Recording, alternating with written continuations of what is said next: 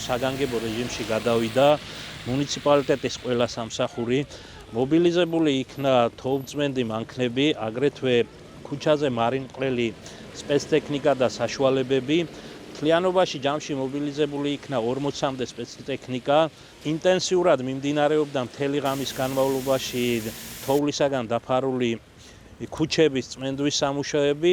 უწყვეტ რეჟიმში გაგრძელდება ქალაქში არსებული ყველა სატრანსპორტო გზის გაწმენდვითი სამუშაოები, ასევე ხელმძღვანელოების თოვლისაგან გაწმენდვითი სამუშაოები. უწყვეტ რეჟიმში როგორც დღის განმავლობაში, ასევე ღამის განმავლობაში მობილიზებული იქნება მუნიციპალიტეტის შესაბამისი სამსახურები, ტექნიკა.